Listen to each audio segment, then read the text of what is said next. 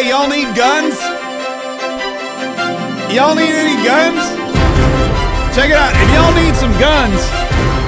need some guns, just come on down to Florida. Come on down to FLA because we having us a tax-free gun holiday. Woohoo! I really need a shotgun sound effect on here. That's basically I kid you not. You know, the tax-free holiday is really taking a turn here in Florida, which I'm really excited about. We used to have, first of all, there's no income tax in Florida, which is a huge reason to live in the Sunshine State. That's number one. Number two, we have every August, I guess it was, they would do these, what do you call it? They call it like a, I don't even, what do you call it? You call it, hold on, let me switch my audio here real quick. Okay, good. Can you guys hear me? Yeah, good. They call it a tax-free holiday for school. So, for example, right before the kids go back to college or high school, which is funny because I used to say before the kids go back to high school when I had 2 kids in high school. Now I have 1 kid in college, so I say before the kids go back to college. Like it's only happened to me once, but now all of a sudden I'm one of those parents. But anyway, we have a tax-free holiday. So what happens is you go out, you buy all your school supplies, you buy all your pencils, your new sneaks, your book bag, even computers. Like if you want to go buy an iPad or an iPhone, tax-free, they usually do it for like a month or a couple weekends or whatever. But now, ladies and gentlemen, I got to be honest with you, the greatest governor in the country has decided that from now till, the end of the year through the holiday season, we're going to have a sales tax holiday to celebrate the Second Amendment. That's right. Governor Ron DeSantis has announced that here in the free state of Florida, we are going to be celebrating a sales tax holiday for the Second Amendment. The following items, hold on. By the way, we're monitoring for Caroline Levitt. She's going to be here in just a minute. The following items are tax-free from September 8th, which is yesterday, through December 31st, which is the end of the year. So if you're looking for a Christmas present or a Thanksgiving present, or you just want to have like a really interesting Halloween, you can get this. The following items will be tax-free. Eligible hunting supplies, ammunition will be tax-free. Bows and crossbows plus accessories. Firearms, including pistols, rifles, and shotguns. No tax on GATs. Keep your tips, keep your overtime. We got no tax on GATs here in the state of Florida. Eligible fishing supplies. Also holsters, grips, stocks, sights, and cleaning kits because you want to have a clean gun. Happiness is a clean gun. Is it a warm gun or a clean gun? Happiness is a warm gun. Clean and warm. That's how I like them. That sounded horrible. That's awful. Eligible fishing supplies, bait and tackle. $5 individually or $10 package. They're tax-free bait. I mean, we're not taxing our worms down here. Tackle boxes and bags up to $30. Reels and rods. Eligible camping supplies, camping lanterns and flashlights, camping stoves, hammocks, chairs, and sleeping bags and tents up to $200. I'm telling you, this is truly incredible. Find a full list of tax-free items online at floridarevenue.com/huntfishcamp. Floridians are invited to exercise their Second Amendment rights at one of FWC's public shooting sports ranges with half-priced range passes for ranges across the state. So here in the free state of Florida, not only do we love all of our rights, especially the second one, which is real. I mean, look, I love freedom of speech. I'm a huge fan of freedom of religion, freedom of the press. Where would I be without it?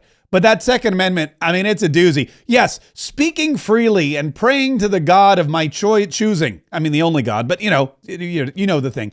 Being able to say horrible things about the government and my representatives, especially John Rutherford, who's a horrible representative. Being able to do that and not go to jail is incredible because you can't even do that in Europe anymore. If you go on Facebook and you post a bad meme, you go to jail. They come and they haul you away. There's no free speech in Europe anymore, but there is free speech here in the United States, and I love it. But, there's something about pulling the trigger on my Glock 43X at the range and just feeling the power and watching the hole go through a little target. It's just really, it really is incredible. So yes, I love all the amendments to the Constitution, the entire Bill of Rights, but there's something special about that second one, isn't there? And Ron DeSantis knows it too. So come on down. Come on down to the free state of Florida, the FLA gun tax holiday going on now through December 31st, 2025. We're keeping the Second Amendment alive. Yeehaw. I'm loving it. It just makes me love this state even more. It just makes me love this state. I love this state so much, but now I love it. Now I love it even more. Just when I thought I couldn't love Florida anymore. I do. Like I said, Caroline Leavitt's going to be coming up here in just a minute, and we are going to get to her press conference very shortly. As soon as she takes the podium, we're gonna jump in live because I know what they're going to be talking about today. I know there's going to be a lot of questions about Operation Midway Blitz, which is going on right now in Chirac, aka Chicago. The Shypocalypse that Donald Trump has teased over the weekend with his Dilly meme. I love the smell of deportations in the morning. Remember that? Well, guess what? It wasn't just a meme. Donald Trump is not one of these all talk, no action guys. He's one of these all talk and all action guys. He's one of these talks a big game, acts an even bigger game. If he posts a meme, you got like 48 hours notice before that meme comes to fruition. And that's exactly what happened with his Shypocalypse meme that he posted over the weekend. ICE agents have surged in Chicago. And they are taking out the bad guys. So the surge has begun. You can see the new ICE vehicles on the streets here in Chicago. We're just outside the Cook County Courthouse, but that surge is part of the ICE-led Operation Midway Blitz that they say is in honor of a beautiful young Chicago woman, Kaye Abraham, who was killed by an illegal alien drunk driver back in January of this year. And while we are getting reaction from Illinois Senator Dick Durbin, who says that this blitz won't make Chicagoans safer, let me show you this video. Early this morning, I was out with one of ICE's teams, and we arrested this individual. His name is Juan Gaspar, and he is a 43-year-old illegal alien from Mexico. He has been convicted in 2024 of forcibly sexually assaulting a child under the age of 13. He was taken, as you can see here, without incident, but this is all part of the exact sort of violent criminal illegal alien that the ICE operations hope to bring in, apprehend, and ultimately deport. We were riding along with ICE's Deputy Director, Madison Sheehan. She talked a little bit about this operation to us, as well as what she has to say to the Democrats that are criticizing it. Listen. This is an opportunity for us to go into sanctuary cities and work against these sanctuary city policies and not let them deter ICE from being able to do our work, to go after the worst of the worst, just like the guy behind me who committed sexual assault against a minor. I mean, these criminal aliens have wreaked havoc on the American people for years, and that time is over. And even when we have pushback from Democrat leadership, that's not going to stop us. We're going to continue to go after the worst of the worst, just like somebody who committed sexual assault against a minor. And this is just day one, Martha. We understand this could go on for weeks as they surge more ICE personnel as well as federal law enforcement partners. Martha? Look at that. This could go on for weeks. Operation Midway Blitz. They are going in and they are taking out the bad guys. And also, Dick Durbin, how much of a tool is that guy? Dick Durbin, that's insane. That's not going to make the city safer. They've already taken a guy off the streets who has sexually assaulted a girl under the age of 14. I mean, see, it feels to me like Chicago's a little safer. And Kaye Abraham, her dad was on too, Joe Abraham, and he was talking about how, look, these leaders in these cities, these leaders are they're just horrible people. What is your message to those that are resisting right now? I would say show some leadership here. Leadership isn't saying, Donald Trump says this, so I'm going to do that. There's got to be a reasonable, rational midpoint here. Again, it doesn't have to be one extreme or the other, and you don't go to your corners. If that's leadership, we have no leadership then. I would expect that he would work with the administration to make our streets a little bit safer. So in that case, if that was happening, I would still have Katie with me. I don't. Right now, I have a life sentence. And that's where me and my family sit. And Katie has death. We have been separated. You know, I love the terms I keep hearing. Families are separated. Children are being taken, or parents are being taken. My daughter was taken. We are separated. I will never see her again. She got death. I got a life sentence. And it's horrible. And Mr. Director. And that is a horribly accurate statement for him to make. That is something that is, I mean, just to put it that way, to say, yeah, we're all hearing these messages from the Democrats about how ICE is separating children from their parents and children are separated at the border. Well, here's a father and a mother who have been separated from their daughter forever by an illegal immigrant who was driving drunk, crashed into their daughter and killed her. And shouldn't have been in this country at all. While they were in this country, guess what? They were breaking the law. And that is why Operation Midway Blitz is going on right now. Operation Midway Blitz is, by the way, in honor of Katie's memory. The White House released this video yesterday. So Katie's one of these unique kids. She had such a unique personality. She was very spirited. She made everyone feel seen. She's very engaging. Her sense of humor was incredible. Her wit was so sharp. She was one of these kids. There were about 8 cousins, first cousins in our family, and even as a little kid, as one of the younger ones, as the adults were talking, she would pick up on everything. She was so bright that way. Like whatever we were saying, we assumed the kids weren't really understanding or getting. And she was able to pick up on it right away, where she was even telling the other cousins, here's what's going on, kind of a thing. And that girl now, loved by her parents, loved by her cousins, loved by her whole family, is dead because of an illegal immigrant that was let in, by the way, under the Joe Biden administration, who killed her in a drunk driving incident.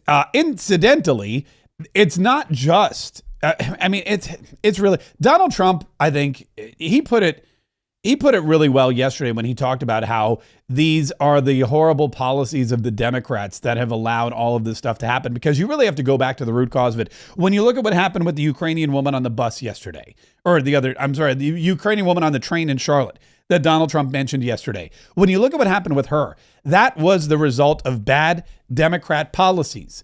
Here's a guy who was in prison 14 times. He was arrested 14 times. He was in jail and he was released on his own recognizance, and he went out on this train, and for no other reason than he's crazy, she's white, he's black, who knows? This guy pulled out a knife and stabbed this Ukrainian girl to death. She bled out right there on the train. Nobody helped her.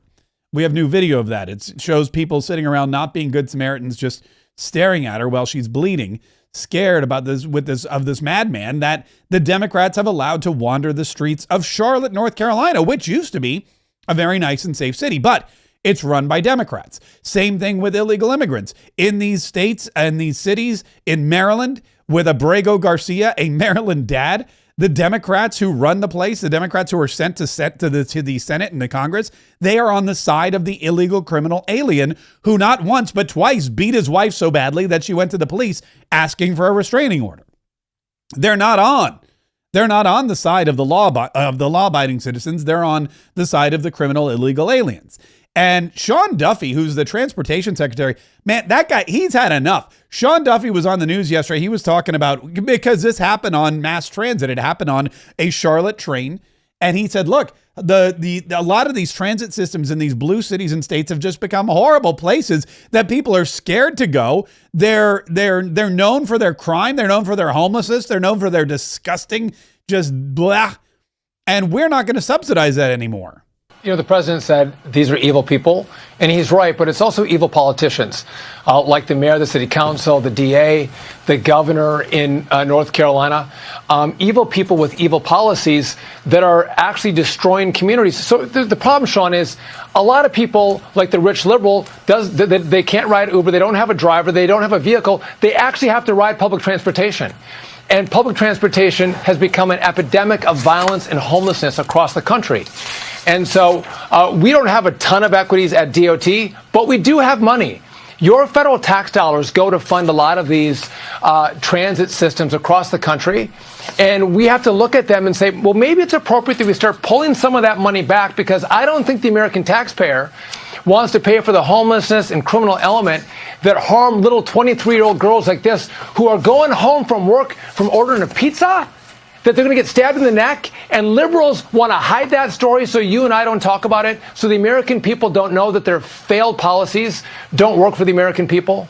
And that's basically what it is. The media is hiding the failed policies of their friends in the Democrat Party who have allowed these kind of crimes against humanity to go on and have actually inspired criminals by getting rid of things like cashless bail.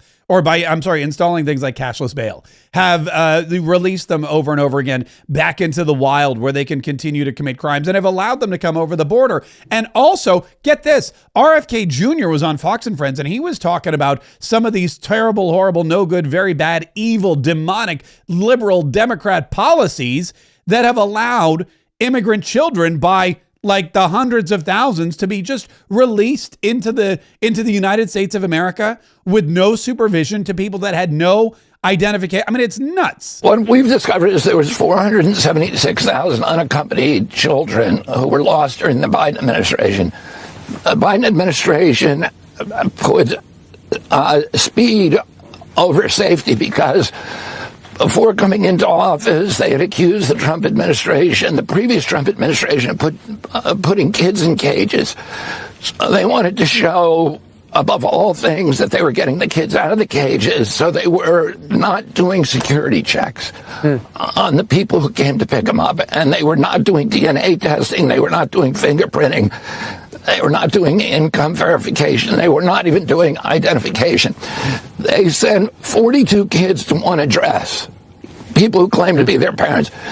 They were sending kids to parking lot addresses that had, just had a container in it. We've now gone out. We've stopped that. We're doing income verification. We're doing DNA testing, fingerprinting on everybody who comes in and says that they're a parent. We are knocking on doors trying to find the kids who are lost. We've knocked on about 82,000 doors. Following leads, we've recovered about 22,000 kids, and we're going to keep doing that for the next 3.5 years and try to find every kid that was lost. All right, so here's what happened. Donald Trump had an immigration policy. People were breaking it, so he would separate the parents while they were being processed from their children, just like Tom Homan told AOC you do with any criminal. If you go out and commit a crime, if you hit your wife and the cops show up, they're going to remove the child from your custody. If you're driving drunk and you have a kid in the back of the car, they're going to remove your child. It's not atypical. It happens. And that's what they were doing at the border because these parents were breaking the law. They had to be separated and processed, put through the system, and their children were separated. Well, what did Barack Obama and Joe Biden and the Democrats do? They said Donald Trump was putting kids in cages. The media, AOC faked. She couldn't even go down the border. She went to like New Jersey and stood in front of she stood in front of like it was like a baseball diamond or something, or some kind of athletic sports field with the chain link fence. And she screamed and cried in her white dress, or her white pantsuit rather, like she was at the actual border, but she wasn't. She was just, down the road at a municipal park trying to fake a photo op. Anyway, the whole point was kids were in cages. And Donald Trump put them there. He's putting kids in cages. So when Donald Trump was no longer president and Joe Biden was, the first thing they had to do was let these kids out of the cages. But they didn't know where to send them. Why? Well, because their parents were gone or deported or arrested or what have you. So they just turned them over to whoever showed up. It could have been child traffickers. Probably it was. It could have been human traffickers. It could have been people who run bordellos. It could have been all kinds of unseemly people. I mean, it was just nuts what they did. And one person came and grabbed 42 kids. Where are those 42 kids now? One person gave their address as a container in a parking lot. And Joe Biden let them just take their pick of whatever kids were there in the cages because Donald Trump was bad. And we're going to do whatever Donald Trump did, we're going to do the opposite because Donald Trump was bad. And now they got to go around and find all these kids who are probably in harm's way, and many of them they're never going to find. It's horrible, demonic policy. Nobody put it better, of course, than Stephen Miller. He was on Sean Hannity yesterday for some Miller time to talk about how the Democrats basically are terrorizing Americans. The Democrat Party, Sean, is terrorizing the American people. Just think about what is happening in our major cities, the bloodbaths every single weekend. One victim after another, one shooting after another, one murder after another. When you have Democrat politicians like Pritzker and Newsom that are freeing illegal alien pedophiles, illegal alien child abductors, illegal alien murderers back into our streets to kidnap people, to beat them senseless, to stab them and shoot them to death? This is terrorism being waged against the American people. And then you look at that video that chills our very souls out of Charlotte, that beautiful young woman stabbed to death, murdered savagely on a subway, just trying to get home from work, fleeing war, only to run into a Democrat war zone here in our country. That monster, 14 prior arrests in and out. The Democrat policies of catch and release for barbarians and savages is truly an act of terror, Sean, against the American people. It cannot be explained unless you deeply, fundamentally hate America. And that is basically, that sums up the Democrat Party in a nutshell. They deeply, fundamentally hate the United States of America. They hate our Constitution. They hate our laws. They hate our Christian ideals. And that's why you have people like Tim Kaine going out in front of Congress saying, you know what? This whole notion that your rights come from God, that's just hogwash. That's just bunk. Your rights come from the government and the laws. Well, we have laws, but apparently the Democrats don't like to pay attention to those either. That's why Donald Trump says, look, we're not messing around. We did it in D.C. We're going to go to Chicago and do it too. We're going to go to Chirac, Chi-apocalypse now. And that's why ICE is surging in Chicago. And that's why they are bringing these people to justice. And Tricia McLaughlin, who's one of the communications directors, or she's an assistant. Hold on, I know what she is. Assistant press secretary for the Department of Homeland Security. Deputy press secretary. Shoot. Here she is. Well, unfortunately, Dana, we've faced with Chicago, with Illinois, that they continue to not cooperate with ICE when it deals with the worst of the worst criminal illegal aliens. This administration has lodged more than 2,000 detainers. That's to remove MS-13 gang members, convicted murderers, rapists, child predators who are currently in Illinois and Chicago jails. But currently in Illinois and Chicago jails, with the exception of just a handful of times, Dana, Chicago law enforcement has refused to work with us because of those sanctuary city policies. Because J.B. Pritzker continues to protect these criminal illegal aliens, we do have to flood the zone. We do have to go out in the streets, make those arrests, make those deportations. And as your reporter just mentioned, we did issue a list of those individuals who are at large. That includes drug traffickers, arsonists. Why are these politicians trying to protect these monstrous individuals who are illegally in our country? Yeah, JB the Hutt is out there protecting these illegal immigrant criminals like it's the last slice of pumpkin pie at Thanksgiving. He's like, oh, for my pie, I'm not giving that up. I mean, it really is something despicable. And it's something I imagine that will be mentioned here briefly during the White House press briefing when Caroline Leavitt briefs members of the press. I imagine there'll be a ton of questions about that. She'll probably have an update about Operation Midway Blitz, which, by the way, I thought it was a catchy, there's somebody up there that comes up with these names like Operation Midway Blitz, Midnight Hammer was the other. Remember in Iraq when they went in and they just destroyed everything? In 20 minutes, and they called it Midnight Hammer. Well, this is Midway Blitz. And I did some research for a change. And because I always thought I thought Chicago was called Midway and the airport was called Midway because it's midway, across the country. It's like here's the East Coast, here's the West Coast, and midway between the two is Chicago. But that's not the case. I didn't know this, but did you know? Some of you probably did. That Chicago and Lake Michigan, they have an air base there. And during World War II, they used Lake Michigan for naval training. And they had aircraft carriers in Lake Michigan, and they had planes that were landing and taking off, and they were doing sorties and missions, and they were training all of these military personnel in Lake Michigan. And the airport there that they were using, the Air Force Base, eventually became the airport in Chicago. And what happened was these military personnel, these naval aviators and Navy, soldier or Navy seamen, they went out and fought in the Battle of Midway, which was the turning point of the war against the Japanese, as you know. And they sunk like half the Japanese fleet or 3 of their aircraft carriers or whatever it was.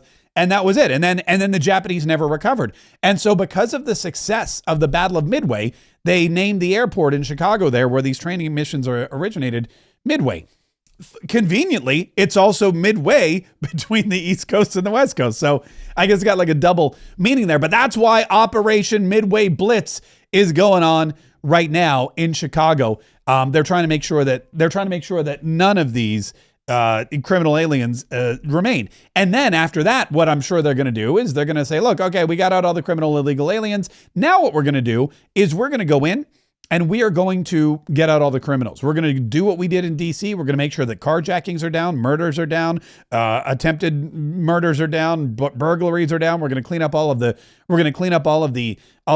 debris and the graffiti and everything else. Because if you think about it, there's a lot of people in Chicago who probably would appreciate that, just like there were in DC. And that's the one thing we saw in DC was the Joe Schmo DC resident who wasn't a criminal really appreciated what was going on, what was happening, and they were not fighting against it. The only people fighting against it, I mean, it's really ridiculous. Some of these, do I have time? Let me see if I have time to share. I want to share this one video with you. I guess it was Real America Now. Hang on, let me pull this up real quick because some of these protesters, they're not even from, I mean, they can't be either. If you're protesting, okay, if you're protesting Operation Midway Blitz in Chicago, a couple of things are, yeah, it's Real America's Voice. A couple of things are happening. Number one, you are an illegal criminal alien or a criminal, just period, and you don't want to get busted and sent back from whence you came. That's number one.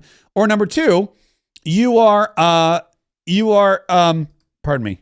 Hold on one second. A paid protester Democrat who doesn't want to lose power or admit that President Donald Trump is right about something. This is from Real America's Voice. Look at these protesters here in, I guess this is somewhere in Chicago. It's unbelievable, guys. This is the problem. I just want to make sure the media understands this is only happening because of these activists. The only reason that CPD is out here wasting all of these resources is because you have leftist activists. It's about Chicago. This guy threatened federal agents. Said the Second Amendment goes both ways. Oh, look at that. This guy said the Second Amendment goes both ways to a federal agent. So this guy threatened federal agents. How many criminals do you want to keep? You're one. Rapists, murderers? How many criminals? No, I'm just asking you, seriously. How many criminals do you want in your neighborhood? Are you okay with rapists? Are you okay with murderers? Okay, so then the interesting thing about this is if you look around, there's probably like 10 people who are protesting, 10 people who are like legitimately protesting, and then a bunch of just people hanging around on their cell phones. This lady's walking by with her, her drink. She's just like, I'm just drinking. I'm just having a drink. I'm just thirsty. But most of it is just, hangers on or neighbors that came out to see what all the commotion's about. Cause I'm just nosy like that. And they're saying, look, yeah, why do you want these criminals here? Well, this guy already threatened a place. If you threaten a federal agent by saying the Second Amendment goes both ways, which, by the way, that doesn't even make any sense. And I know the Second Amendment because I live in the free state of Florida, where we currently have a Second Amendment tax-free holiday running on all guns and ammunition and other, hunting supplies. If you want a gun, if you want a rifle, a pistol, a shotgun, if you want bows and arrows and archery equipment, come on down to the free state of FLA for the tax-free gun holiday. I know a thing or two about the Second Amendment. The Second Amendment says a well-regulated... today. Thanks for being here. Another packed room. It's good to see. I'll have to pop back in just a minute. We're going to go live to Caroline Levitt, who is bringing us 9/11 on Thursday. The White House press briefing. briefing. The Pentagon Memorial in the morning, followed by an appearance at the New York Yankees game at Yankee Stadium in the Bronx on Thursday evening. Next week, as you all know, the President and the First Lady will depart for their historic state visit to the United Kingdom on Tuesday, and they return to Washington on Thursday. Today, I would like to address the tragedy that has not received nearly enough media attention, the brutal murder of Irina Zarutska. All right, here we go. Here are the facts that many outlets have shamefully and intentionally failed to report. Excellent. Until President Trump drew attention to it. On August 22nd, Irina Zarutska was stabbed to death on the rail system in Charlotte, North Carolina, by a savage career criminal. This is a public transportation system that many in the area use every single day to go to school and work.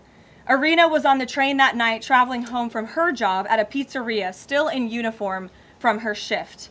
This beautiful, innocent 23-year-old young woman was a Ukrainian refugee who had recently fled her country for a chance at a safer life and a promising new beginning here in the United States of America. Oh, the irony. But tragically, a public transportation system in a major American city was more dangerous than the active war zone that she left. In a Democrat-run city. The president and the entire White House are praying for her family and friends during this unimaginably difficult time. But while we extend our thoughts and prayers, we must also seek justice for this crime and call attention to this heinous incident. Surveillance video of the killing was finally released to the public this past Friday. It shows the alleged killer, DeCarlos Brown Jr., pull out a knife, get up from his seat behind Irina, and prepare to thrust a blade into her neck before the released footage gets cut. This is pure evil on full display. The most enraging and unacceptable part of this story is that her death was entirely preventable. DeCarlos Brown never should have been on that train that night. In fact, he should have been behind bars. DeCarlos Brown has been charged with crimes no fewer than 14 times, dating back to 2011, including for armed robbery, felony larceny, breaking and entering, and shoplifting. Brown had previously served 5 years in prison for a robbery with a deadly weapon charge, and he had also forfeited bonds 3 different times, twice in 2014 and once in 2023. Despite all of this past documented criminal history, when Brown was arrested yet again in January of this past year, a Democrat judge, I will add, was a strong supporter of former Vice President Kamala Harris, released this insane criminal once again without requiring him to pay any bail. He simply had to sign a written promise to return for his court hearing. Think about how crazy it is to ask a career criminal, someone who by definition repeatedly breaks the law, to just sign a written promise and come back again another day. This is madness. This monster should have been locked up, and Irina should still be alive. But Democrat politicians, liberal judges, and weak prosecutors would rather virtue signal than lock up criminals and protect their communities. And perhaps most shamefully of all, the majority of the media, many outlets in this room, decided that her murder was not worth reporting on originally because it does not fit a preferred narrative. Many of the journalists in this room spilled plenty of ink trying to smear Daniel Penny for defending a subway car from a deranged lunatic in New York City, but none of those same reporters lift a finger to write stories about an actual murderer. Here's the truth that every American must know. Too many innocent people across the country continue to pay the price of the failed experiment known as cashless bail that has been championed by the Democrat Party for years. All the way back in 2020, North Carolina's then Democrat Governor Roy Cooper established a so-called task force for racial equity and criminal justice. Sounds nice, but it's not. That task force was co-authored by then Attorney General and current Democrat Governor Josh Stein. It recommended, quote, reimagining public safety to, quote, promote diversion and other alternatives to arrest. It also advised to de-emphasize some felony crimes, prioritize, quote, restorative justice, and eliminate cash bail. Democrats in North Carolina and nationwide are consumed with pushing a woke, soft-on-crime agenda, no matter how many innocent Americans suffer as a result. Instead of aggressively prosecuting and locking up violent criminals, the Democrat-backed cashless bail approach lets these criminals roam free in our country to offend again and again. These reckless policies have turned too many of American cities into hunting grounds for career criminals who mock our justice system, drain law enforcement resources, and wreak havoc on law-abiding citizens. Enough is enough, and that is why President Trump is doing everything in his power by taking action to undo these absurd policies. Good. The president recently signed a powerful executive order directing the AG to submit a list of states and local jurisdictions with cashless bail policies so that the Trump administration may identify federal funds that are being provided to these states and can potentially be suspended or terminated. President Trump firmly believes that to maintain order in public safety, we must incarcerate individuals whose pending criminal charges or criminal history demonstrate a clear, ongoing risk to civil society. This is a common sense and sensible approach that the vast majority of Americans agree with, and it's time for the Democrat Party to get on board with what is right. When these criminals are caught, they must be prosecuted to the fullest extent of the law and be sent to prison, where they can no longer terrorize our streets. Just like Sandwich This is the mandate the American people delivered to President Trump, and it's a mandate he intends to fulfill. Remind me to talk Staying about on this the in topic just a of minute. public safety, This is new important. preliminary data released today by Customs and Border Protection in August shows that President Trump has delivered the most secure border in American history. For the fourth straight month, 0 illegal aliens were released into the United States by CBP. Okay, we're going to talk about the border, and we all know that the border is amazing, so I'm going to jump in here for just a second to talk about what she talked about with incarceration, because I was at a meeting yesterday for the Republican Liberty Caucus, and there was a woman who talked about the amount of incarcerations here in the United States of America and how many of our citizens are incarcerated. And it's not just lack of incarceration, but it's lack of, I guess you would say it's the way we incarcerate people. The way we incarcerate people in this country is way too soft. We're way too soft on crime once we get these criminals in prison, and that's why they don't mind going back over and over and over again. Nearly 2 million readers and subscribers. Michael, thank you for being here today. Thank you. And why don't you kick us off? Sure. Thank you for making space for new media. Nice to meet all of you. It's great to be here. I want to see if you could give some insight into whether the president is considering additional measures against Europe and Brazil, not just for censorship, but also for preventing political candidates from actually competing in elections. We've now seen in Romania, France, and now Germany with Joachim Paul, efforts to basically just prevent candidates from being able to compete in elections. The president has shown some concern around President Bolsonaro, who's being prevented from running. All of this is coming in the context of increased censorship of online platforms, of American platforms, and efforts to censor Americans. I'm personally being investigated under criminal investigation with my Brazilian colleagues for publishing the Twitter Files Brazil. We're very grateful that the president has imposed Magnitsky sanctions on the judge. Is the president considering additional actions, given that it appears that they're going to end up with a This is a very long President question. Bolsonaro preventing him from running? Is he considering doing anything about this crackdown in Europe? I mean, it's shocking to see Joachim Paul, this mayoral candidate in Germany, the criminal indictment against him cites him, quote, saying that he loves the Lord of the Rings as reason why he's an extremist and shouldn't be able to run. So I just wonder if you could speak to that. Okay, yes, again, let her speak. Grateful to be here. Nice to meet you all, and I'm grateful for what the Trump administration has done to push for free speech abroad. Well, thanks for being here, Michael. We appreciate it. Freedom of speech is arguably the most important issue of our time. It is enshrined in our Constitution, and the president believes in it strongly. Mhm. He himself faced censorship in his road back to this beautiful Oval Office here in Washington, D.C., so he takes this very seriously, as does, I know, the Vice President of the United States and the entire Trump administration, Hear, hear. which is why we have taken significant action with regards to Brazil in the form of both sanctions and also leveraging the use of tariffs to ensure that countries around the world are not punishing their citizens in this way. And at the same time, the president is, while he's leveraging the United States to safeguard our interests abroad, he's also making sure that freedom of speech remains here in the United States of America. So I don't have any additional actions to preview for you today, but I can tell you this is a priority for the administration, and the president is unafraid to use the economic might, the military might of the United States of America to protect free speech around the world. Quick follow-up to that? Sure. Quick follow-up, which is just, there was a Reuters story saying that the Trump administration was looking at this Europe-U.S. trade deal as one of the sticking points, this issue of the censorship, not just of U.S. platforms, of Americans. Do you have any updates on how those trade talks are going?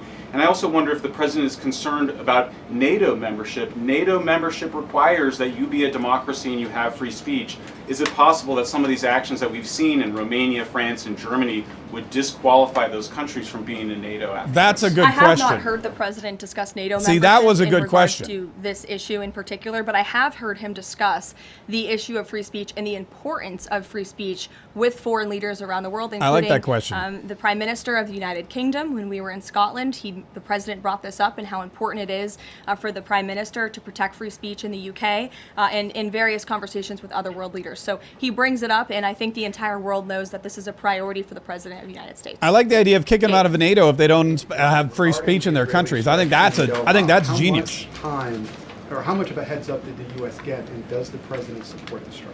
Sure. Well, I have a statement to read for all of you with respect to the strike the Israeli in, strike in Doha. in here it Doha is. and Qatar. This morning, the Trump administration was notified by the United States military that as Israel was attacking Hamas, which very unfortunately was located in a section of Doha, the capital of Qatar. Unilaterally bombing inside Qatar, a sovereign nation and close ally of the United States that is working very hard and bravely taking risks with us to broker peace, does not advance Israel or America's goals. However, eliminating Hamas, who have profited off the misery of those living in Gaza, is a worthy goal. Yeah, that seems President good. Trump immediately directed Special Envoy Witkoff to inform the Qataris of the impending attack, which he did. The president views Qatar as a strong ally and friend of the United States and feels very badly about the location of this attack. President Trump wants all of the hostages in Gaza and the bodies of the dead released, and this war to end now. President Trump also spoke to Prime Minister Netanyahu after the attack. The Prime Minister told President Trump that he wants to make peace, and quickly. President Trump believes this unfortunate incident could serve as an opportunity for peace. The president also spoke to the Emir and Prime Minister of Qatar and thanked them for their support and friendship to our country. He assured them that such a thing will not happen again on their soil. No, this clearly is in retaliation for the attack in Jerusalem, where I think 7 people were killed. The president just confirmed that in the statement that I just read to you, which I spoke with him about before coming out here. Jackie. Thank you, Caroline. So is the president upset with Netanyahu now? The president made his thoughts and concerns about this So is very he- clear. are and they- He spoke again both to is Prime he Minister mad? Netanyahu and also the Emir and the Prime Minister Give me like a real of Qatar after this attack. And the president has always made it very clear that he wants peace in the Middle East, Peace. just like he sought that and accomplished that in his first term. Peace be with he you. expects all of our allies and friends in the region, that includes both Qatar and Israel, to seek peace as well. And Correct. he wants to see that happen, and he's working with all of our allies in the region to get that done. Look, all he's saying is give peace a chance. Doing this, as it sounds, against the president's wishes, or at least his belief that it was appropriate. Is there going to be any directive from the president to Netanyahu in terms of what's allowed in the future? And also, is there any concern this could jeopardize the Abraham Accords? Look, that's a decision only the president can make. With respect to your first question, to answer your second question, as you heard from the president, he said he believes that this can serve as an opportunity for peace, and he's still actively and aggressively pursuing it with all of our allies and partners in the region. Jennifer. Just to follow up on that, Caroline, are you able to say how often the president spoke to the Prime Minister of Israel before this? Because that's one question. And then what did he mean on Sunday when he posted, "I've given my last warning to Hamas," etc.? He wasn't talking about this strike on Doha? No, he was not. As I told you, the Trump administration was notified by the United States military that Israel was attacking Hamas, and the president spoke to the Prime Minister after the attack, as well as, again, the Emir and the Prime Minister of Qatar. And I know Secretary Rubio and Special Envoy Witkoff were present for that call with the Qataris. Rubio. Reagan. Marco Rubio. I'd like to propose an amendment that we change Marco Polo to Marco Rubio. When we like the game of the pool, Marco Rubio. Marco Rubio. When I get to Congress, I'm going to propose that. So first of all, I want to get to the premise of your question, Reagan, which is being pushed by Democrats, that there is crime in red states. Of course, there is crime in all states, yes. But the crime in these cities is all in cities that are run by Democrats. If you look at the dumbest list argument of the they top have. 20 high crime cities in the United States, every single one, with the exception of one in Louisiana, is run by a Democrat. Yeah. And these Democrats have supported the same policies that I spoke about at the beginning of this briefing. Correct. Like cashless bail. If you look at a red state, Mississippi, but a Democrat-run city in that state, Jackson, in 2019, Jackson, Mississippi eliminated cash bail for virtually all misdemeanor cases. And while Jackson is not formally a sanctuary city, the state of Mississippi formally banned sanctuary cities, and this city has acted as a de facto sanctuary city for criminals and illegal aliens since 2017. A de facto Same thing, sanctuary. That's a Birmingham, good way to put it. Alabama, a Democrat-run city in a red state. In 2017, the Birmingham City Council unanimously passed a resolution, quote, committing to establish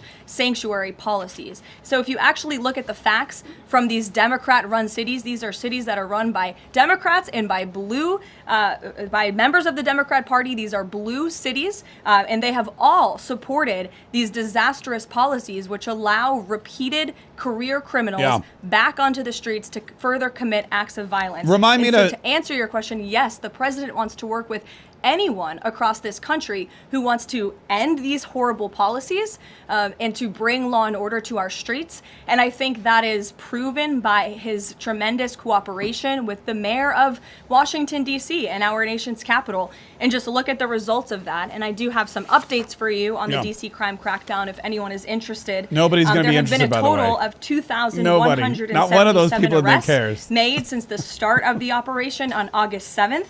Just last night, there were 57 arrests made in Washington, D.C. Nice. Of the 57 arrests, there were 14 illegal aliens who were arrested, many of whom had prior criminal histories. Excellent. And other arrests just last night in our nation's capital, so you all can be very grateful for this. Our great men and women of law enforcement, both federal and local, working together as they should, made an arrest on a warrant for assault with the intent to kill. The subject shot 2 adult males after an altercation. They made an arrest on a warrant for an armed carjacking. The subject assaulted an adult male in the face with a firearm and then took his keys. Wow. We also made an arrest on a warrant for simple assault and the destruction of property and subsequently charged with second-degree theft. Last night in D.C., there was an arrest for possession of a controlled substance with second-degree theft.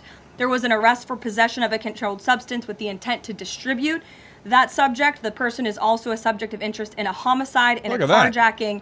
Last night in D.C., we also arrested a felon in possession of a firearm who was carrying that firearm without a license. So these are the career criminals. These are the bad guys that we are picking up in Washington, D.C. every day. The president would love to do this in every Democrat-run city across the country, and he hopes that more Democrats will call the White House to allow us to help them. And he probably will, by the way. But that's a great point, too.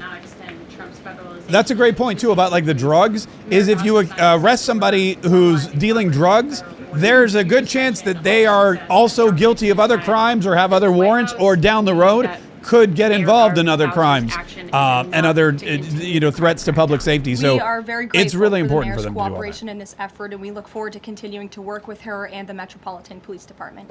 Bloomberg. Thanks, Caroline. The president says, he plans to speak with Putin soon. Can we expect a phone call between the two leaders this week? I don't have any phone calls to read out between you, the president, and any other foreign leaders. Ed. Thanks, Carolyn. I want to ask about the benchmark revisions that came out. If you look at the revisions between March of 2024 and March of 2025, and you do a little math, it averages out to 73,000 jobs roughly per month added to the economy, less than what was thought. When can we expect the Trump administration, now that their policies are rolling out, for that increase, that average to increase? Well, let me just say something about the revisions that came out this morning. And this was one of the biggest revisions in absolute terms in decades. In the benchmark year, March 2024 to 2025, shows that the job growth was vastly weaker during the Biden administration than ever previously reported. Between this revision and last year's, job growth was actually overstated by approximately 2 million jobs. And the Biden administration stood up here and vouched for that data and told you that data was real. And when President Trump calls into question the veracity of that data, like he did before he took the oath of office and even now as president of the United States, he was ridiculed for that. And turns out this revision proves 2 things. Number one, the president was right. And this is why we need new leadership at the Fed. Yep. And this makes it very clear that President Trump inherited a much worse economy by the Biden administration than ever reported. And it also proves that the Federal Reserve is holding our monetary policy far too restrictive. Interest rates are too high. The Fed needs to cut the rates because of the mess that we inherited from the Biden administration. Too late, Powell. Secretary Bessent said maybe the fourth quarter. When can we expect these numbers to increase? Well, first, we need accurate numbers. We need truthful and honest data, which is why the president took the monumental step to try and appoint and confirm new leadership at the BLS so we can have data that we can actually rely on. And that's what the president is doing, and we hope that his nominee will soon be confirmed. Charlie. You addressed the crime of Irina Zarika. and the president has done a lot to deliver. Finally, we got a question about this. I was wondering if they were ever going to ask questions about it. And the Epstein files are back in the news because a lot of Americans feel never mind, that it wasn't that Jeffrey Epstein's victims never got justice. Is the president It's a question about these Epstein. victims? Do you think he can does he want to deliver more justice for them, and is he willing to meet with them? The president cares about victims of all crimes, Mm. and that's why Republicans in the Trump Department of Justice have done more in terms of transparency when it comes to the Epstein case than any prior administration. And why are the Democrats all of a sudden caring about this? It's because they are desperately trying to concoct a hoax to smear the president of the United States. We have seen this time and time again. Ro Khanna and all of these other Democrats, they could have cared about those victims 4 years ago when Joe Biden was in office. They could have pushed for transparency then. Unfortunately, the Democrats are using victims as political pawns to try to smear and to push a hoax against the president of the United States. And I will get you numbers on the amount of child predators that this administration and this FBI and this Department of Justice have locked up under President Trump's leadership. We have done more than any president to protect victims of crime, especially disgusting, heinous sexual crimes. And that includes the deportation of illegal aliens who are perpetrating these crimes against innocent victims in our country right now today. And that remains a top priority for this administration. Does the president, will he meet with the victims? On the Doha strikes, did the president speak with Netanyahu before they were carried out? Did he urge him to not go through with it, or did they only speak afterwards? Again, I read you a statement. She read the statement, fella. Notified by the United States military that Israel was. Do you guys not attacking listen, Hamas. or you think that something's going to happen? They think that they're trying to make her slip up or something? Immediately call the Qataris, and after the attack, he spoke to Prime Minister Netanyahu. One more. Behind you. Thank you. Go ahead. About the Epstein case, would the White House support a professional handwriting expert review of the document released yesterday to prove that it's not the president's signature? Sure, we would support that. And in fact, I have already seen many forensic analysts. We got to talk of about that too. signatures coming out. I believe it was the Daily Signal that published a piece with three separate signature analysts who said that this absolutely was not the president's authentic signature. And we have maintained that position all along. The president did not write this letter. He did not sign this letter. He didn't and that's draw why the little president's boobies external or whatever legal it team is was. aggressively pursuing litigation against the Wall Street Journal, and they will continue to. Jimmy. Christian. Thanks, Caroline. Following up on Ed, now that we have these revised jobs numbers, is the president concerned at all that price spikes, stemming from his tariffs through the end of the year, might actually be driving the country towards a depression or a recession? What I'm asking is he committed to these policies now that we know how faulty the jobs data was? The president is committed to his policies because his policies are working, Christian. And there have been a lot of people fear-mongering about inflation in this room, but it just has not come to fruition. On a monthly basis, CPI inflation has now come in at or below the market's expectation for 6 consecutive months, every month that President Trump has been in office. Overall, inflation has run at a 1.9% average pace in the president's first 6 months in office. I would have told all of you that in January, you would not have believed me, but those are the facts and those are the numbers. And we also see many other positive signs in economic indicators like real GDP. In the second quarter, it was revised up to 3.3%. That beat the market's expectation. We know there's a capital spending boom right now, which we know is one of the greatest economic indicators of job growth. We know wages are increasing at a far faster pace than they were under the previous administration. We see productivity in the second quarter was also revised up to a strong 3.3%. In total industrial production, factory output also surged. All of this means the economy is moving, people are working, people are spending money. You look at consumer spending, that is also ticking up and in the right direction. And in a large part, it's because of the incredible work the president has done in terms of energy and unlocking our energy dominance in this country. Again, these jobs, the numbers from the BLS today prove that the economy was an absolute mess, and we are working every single day to fix it, and all of those indicators I just read for you are positive sign of what is to come. Just one more quickly on sure, trade, Danny. Just wanted to get a bit of clarity on the sequence of events for the Doha attack and the notification. You said that the U.S. military notified, if I got it right, the Trump administration was notified by the U.S. military. That's correct. Was the U.S. military notified by the Israeli military, or did the U.S. military detect an incoming Israeli attack on Qatar? The U.S. military notified the White House and the President of the United States. That's all I have to share for you on that, Danny. Thank you.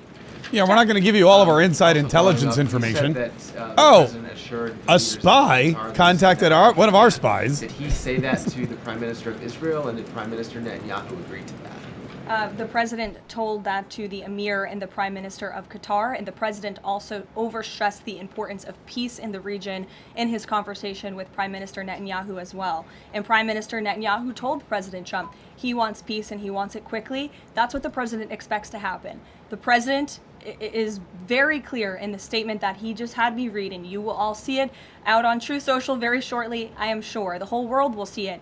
He wants all of the hostages released out of Gaza, and he wants this war to end. Those are two clear directives that the president is making very clear for the entire world to understand. Mary.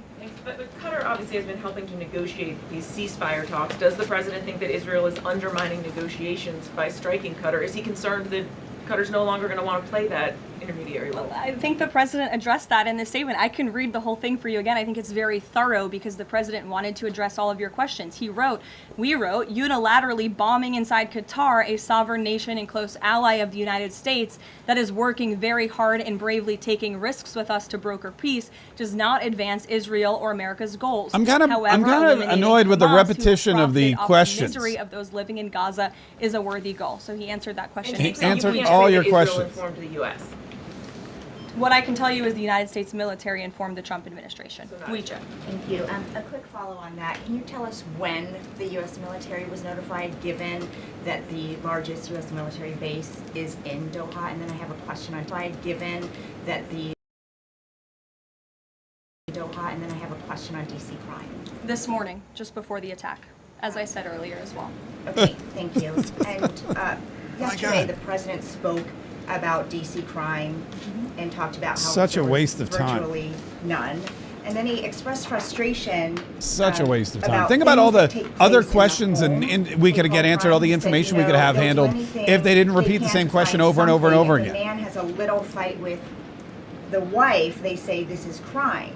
See, now I can't claim 100%. Exactly what crimes was the president referring to? What is this woman He wasn't referring to crimes. That's exactly the point he was making, Ouija. What the president is saying is that these crimes will be made up and reported as a crime to undermine the great work that the federal task force is doing to reduce crime in Washington, D.C. And I think the president has every reason to believe that, given the efforts of many reporters in this room who actively seek to undermine the president and what he's doing in our nation's capital. We all know that deep inside you all agree with this because you all live here, and I'm sure you are very grateful for the administration's efforts to make the city, which we all reside in, much safer for ourselves and our families. Imagine basking in the glory of the surge of troops in D.C. Imagine living in a place that is now safe to go out to dinner and to walk around with your kids. Imagine seeing your property values skyrocket, I'm sure, and complaining about it. Discuss. You can ask him yourself next time you have the opportunity That's to. wild. How's that? Caroline, one more question. On Thursday, President Trump will head to the Pentagon and also to New York City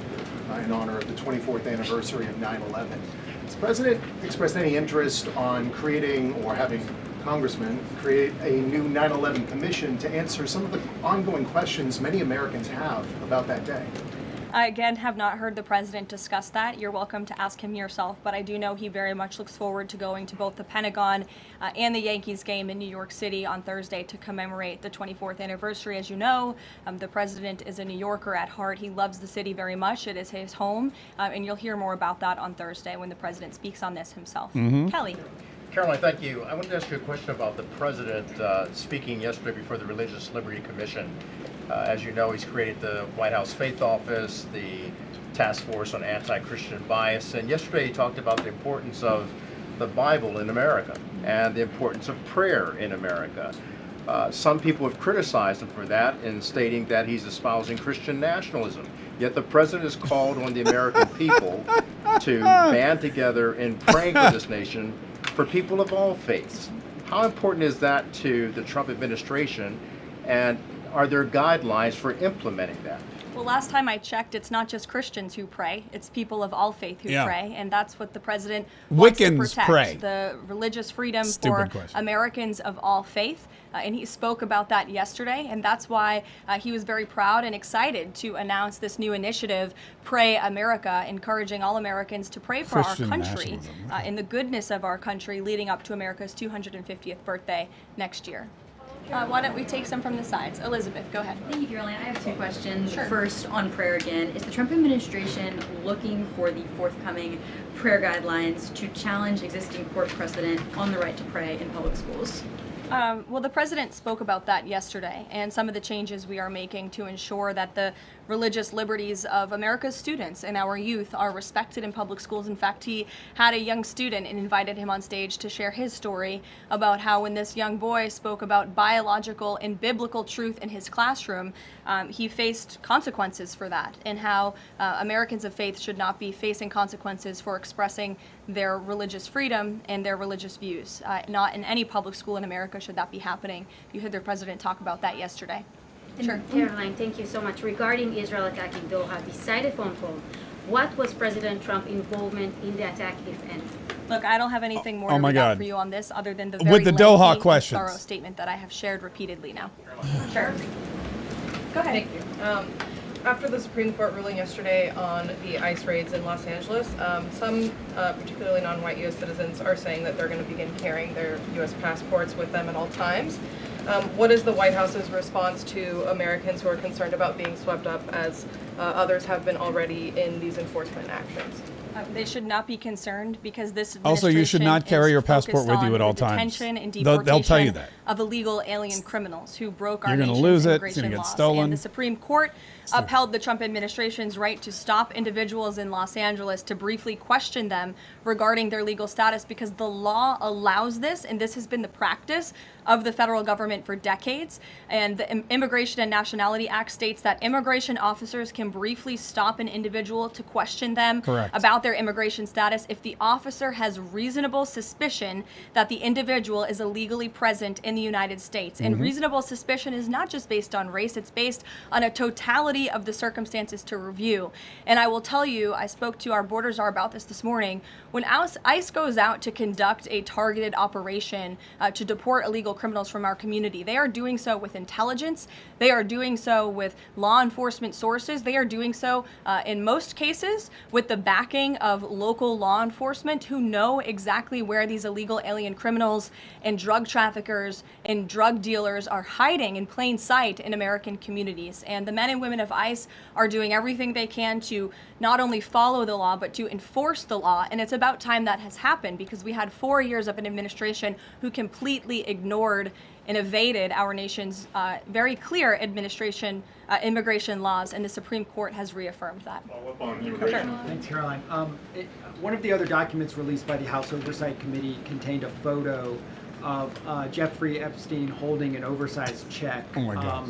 that was made out to him in the check from the president for $22,000 for a fully depreciated woman. I wondered if the president has any recollection of that, or what you guys make of that photo that was included in those documents. Did you see the signature on that check? It is not Donald Trump's signature. It is absolutely not. The president did not sign that check. But does he recognize Jordan, the woman? go Caroline, ahead. on the, No. on the New York City election, Caroline. is he Well, considering? I'll take both of you. Go ahead. So first, is the president considering offering Mayor Eric Adams a job? If so, why? And does he think Curtis Lee was a serious candidate for New York City mayor? Oh, that's a good The question. president has made it quite clear he wants this race to move forward in New York City. He does not want a communist to be running New York City, but as for weighing in on other individual candidates, I'll leave that to the president to do himself. Caroline, and then following up on Reagan's question, you know, many of these highest crime cities in America, they're led by black mayors, including the three that you mentioned, Jackson, Memphis, Birmingham. So given that, what's your response to criticism from the left that Trump is targeting black mayors? Isn't he just trying to protect He's black targeting people? bad The president mayors. is trying to protect all Americans from crime, and he These wants questions to are the worst. make all of our cities in America safe. And the fact is, the most dangerous cities in America are run by Democrats overwhelmingly. And according to the FBI crime statistics, It's 19 Democrats, of the I top tell 20 ya. cities Democrats. with the highest murder rate are run by Democrats. And these high crime Democrat-run cities are driving up the crime stats in otherwise safe red states. So exactly of course right. he wants to address this problem. He's made that quite clear. You know, Mike Johnson, he came out and said that the president was an FBI informant. Oh, that was Do you know my what he favorite. meant by that, if it's not true? I can affirm that is not true. I think the speaker was referring to the fact that President Trump kicked Jeffrey Epstein out of his Mar-a-Lago property. I should play that clip. I haven't played that for clip. reasons the president has I did a already whole video on discussed. that. John. Oh, thank you, Caroline. First of all, as a Washington, D.C. resident with my family, I just want to thank the administration Oh, there we go. for revitalizing safety here. Thank you, John. The last 3 weeks has been stunning. Fantastic. Well, I want to go to Virginia. All of a sudden, out of the blue, Winsome Sears has closed the gap on Abigail Spanberger. Got 4 issues. Coerced abortions in Fairfax County without telling mom or dad, no parents, girls going in boys' bathrooms on film, right? 2 of the young fellows get suspended for complaining about it. Virginia Beach man, an innocent man, is now died in a car crash by a drunk illegal going on the other side of the road. And now you got Spanberger's got these racist signs. When are we going to get the president to make an official endorsement of Winsome Sears and maybe come and campaign in Southwest Virginia? Well, as you know, I'm very limited in what I can talk about when it comes to political endorsements in future elections from this you can't say anything government about that. podium. But all of the issues that you just mentioned, I know, are very important to the president, and it's quite common sense. It's the foundation of the Republican Party, and it's what sent this president back to the Oval Office. We want to keep men out of women's sports and bathrooms. Correct. We want criminals to be locked up. Correct. The president wants to see law and order in every Correct. state across the country. But as for political endorsements, I'll leave that to him and his political advisors to make those. Sure. Haley. Yeah, and that's the thing. She can't say anything about endorsements from the podium. But the guy got his. I mean, that's the thing. The guy got his. He got his question out. He made his point. At any point, tried to dissuade Winsome Sears, by the way, if you live in Israelis Virginia for from governor, the potential for 100%. action like we saw today. Again, I have answered questions repeatedly on this. I have a very lengthy statement, which we I mean, will stop release with the after this Doha briefing questions, for all of folks. you to read and to report on once again. Okay, and then on a case in Maryland, the killing of Dakara Thompson, there are reports that the suspect arrested for her murder was in the country illegally and arrested and released for driving under the influence both in 2022 and in April of this year by U.S. Park Police. Is the administration looking into what process allowed this to take place? Yes, we absolutely are. As soon as we saw this case, we ensured that the Department of Homeland Security and the Department of Justice were on it, and I can assure you that they are. This is another heinous act of violence against someone who should have never been in our country illegally in the first place, and that's exactly why the deportation of illegal criminals from our country is a top priority for this administration, and it's something that is happening every single day. And I would encourage all of you to continue to report on the very violent illegal alien criminals that we are deporting daily from American communities across the country. We will never understand how many lives have been saved by these efforts, or how many lives would have been lost if not for this president and the administration's policy to deport illegal criminal aliens. And Harris? Thanks, Caroline. Follow up on Charlie's question. Would the president meet with the Jeffrey Epstein victims? I don't have any meetings for you to read out on that. Go ahead. Thanks, Caroline. Is the Trump administration considering a ban on transgender Americans owning guns? Is that something the president would support, even as we've seen some gun groups oppose the idea of it? I saw reporting on this. I understand there were very preliminary, low-level discussions about this at the Department of Justice, and then sometimes those discussions are reported as fact. I'm not tracking any potential actions on this front. I feel like and that I'll let would the be a president huge weigh Second in on Amendment that. It's a violation, policy but, decision, you know. and it's far too early or would be premature, inappropriate for me to weigh in on it at this point in time. Behind you. Go ahead. After the immigration raid at the plant in Georgia on Friday, the president said over the weekend that he's open to some kind of changes in perhaps rules or visa rules or law that would prevent something like that happening in the future for skilled workers to train American workers. That's right. Can you confirm that and that the administration supports those changes, and what exactly would that look like? I may have to. said it himself. I'm going to dip out here for just a minute because I do want to get to. I do want to get to this Jeffrey Epstein thing, which was I'll keep her up in the background. But this is where is it? Oh, here it is. Let me pull this over. This is what they were talking about with the card. So you may remember the story where they found in the Epstein files a card that Donald Trump supposedly wrote to Jeffrey Epstein for his birthday. And it was the photo. The way they described it, they said it was a drawing of a naked woman. Okay. A drawing of a naked woman with a little Donald Trump script that he wrote to his buddy Jeffrey Epstein on top of it. So again, the voiceover is, there must be more to life than having everything. Donald, yes, there is, but I won't tell you what it was. And then it's just really dumb. But this is supposedly the card. And this is supposedly a drawing of a woman. Now, I don't know if this woman I don't know what stage of transitioning this woman's in, but this is the woman supposedly. And then the signature is key because they said this was Donald Trump's signature. But as soon as the Wall Street Journal posted this yesterday, we got, of course, people comparing that signature to Donald Trump's actual signature, which is everywhere. And clearly you can see, I mean, there's literally no comparison. There's literally no comparison. He allegedly signed. So what is the theory since these here it documents is. came from the Epstein estate?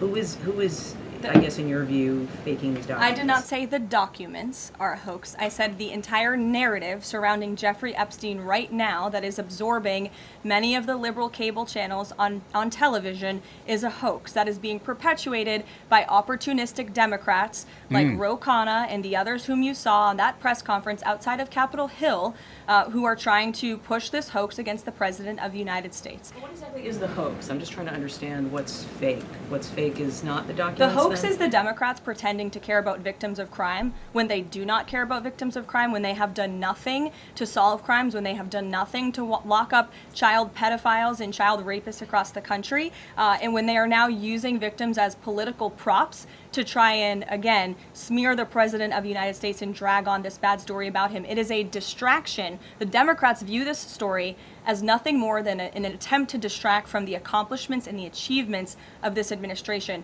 And that is what we mean when we call it a hoax. If he didn't sign these, if you said he didn't sign the birthday card, he didn't do this, he also didn't do the check, those were in documents from the estate. So what is the working theory as to why he's in them? The President has one of the most famous signatures in the world, and he has for many, many years. You know that, Maggie, you've covered him for a long time, long before he assumed this office when he was a businessman in New York. The President did not write that letter. He did not sign those documents. He maintains that position, and that position will be argued in court by his lawyers. The President is very confident he is going to win this case. Carolina. Thank you. Is the President planning to meet with Eric Adams in New York, maybe at the Yankees game? And has he personally talked to him about the race? I am not tracking any meeting with Mayor Adams at this time, but if that happens, I'm sure the New York Post will be one of the first people to know about it. I'll take a couple more questions. All right, couple more questions. Then I got to wrap it up too. U.S. military News presence. Nation, all the way in the back. Regarding the U.S. military, the growing U.S. military presence in the Caribbean, when asked directly about possible future military action, President Trump responded, "You're going to find out." What can the U.S. public expect of that situation moving forward, and what sort of ongoing threat does Trendy or Agra? I think it would be very unwise of me to preview what the President meant they're not from gonna this podium. But I think what the heart of what the President was saying, I know what the heart of what the President was saying in this administration believes, is that the regime in Venezuela is illegitimate. And it is unacceptable to this President and this administration to traffic illegal, deadly drugs into the United States of America. Duh. And that's why the President and the administration took very strong action against a boat and 11 narco-terrorists in international waters, as you all saw. I think that sends a very strong message to drug traffickers around the world. The President will not tolerate it, and the amount of drugs on that boat represents the lives of thousands of Americans that could have been killed by that deadly poison, and we're not going to allow that deadly poison to come into our country. The President will be signing a proclamation in the Oval Office later this afternoon, and we will see you all later. Yay, goodbye. That was great. Fantastic. All right, so look, this whole thing, and she has way more patience than I do. This whole thing with the Doha statement and then the repeated questions over and over again. When did the President find out? How did the President find out? These media people, I guess they just believe that Caroline Leavitt is stupid, or that Donald Trump doesn't know what he's doing, or any of those other, or that they're just so smart that they're going to pull the wool over their eyes and get them to trip up on something. But they're not going to let fly with top secret military communique. They're not going to get out there and say, oh, you know what? Let me give you the entire rundown. On a secured channel from Doha, we got a transmission from an undercover CIA operative named Dave, who now goes by the name Akbar because he's ingrained in Qatar and has been for 2 decades so that he can infiltrate terrorist cells and Hamas strongholds. And Akbar got on his satellite phone and called Defense Secretary Hegseth's brother's wife's dog walker, who he knows from high school. And that doesn't work that way. You get the information that the president says you can have, especially when it comes in the form of this kind of strike. Is Donald Trump angry with Netanyahu? Donald Trump is not going to hide that information. Remember, he dropped the F-bomb right a couple months ago, right before getting on to Marine One, when he was not very happy with Benjamin Netanyahu. So Donald Trump will let you know exactly what he feels. And of course, Donald Trump is doing a press conference later today when he's signing that proclamation. So I'm sure we'll get some answers. But it's really interesting how few questions, if you think about it, look at this. There were a ton of questions. Really, there was the same question over and over again about why Israel is bad. Israel is aggressive. Israel's killing people. And in Qatar, Israel is making sure that there's never peace in the Middle East. Israel is destroying any chance of a peace accord. Israel bombing Israel, Netanyahu, blah, blah, blah. Over and over and over again. The media, the press, they want to know everything about the Israeli strike in Qatar.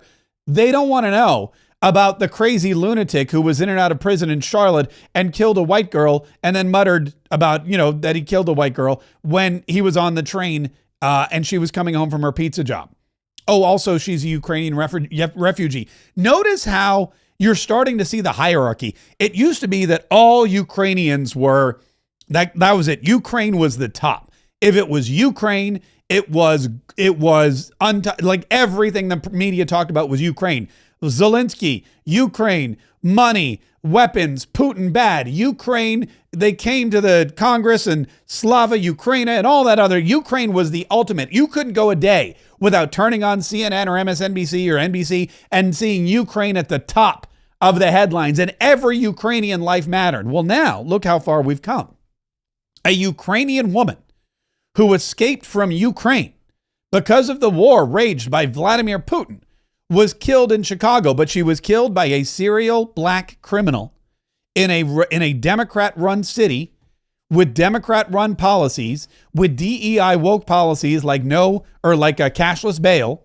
And because the Democrats allowed that to happen, now all of a sudden, Ukrainians are no longer the most protected. The most protected are criminals.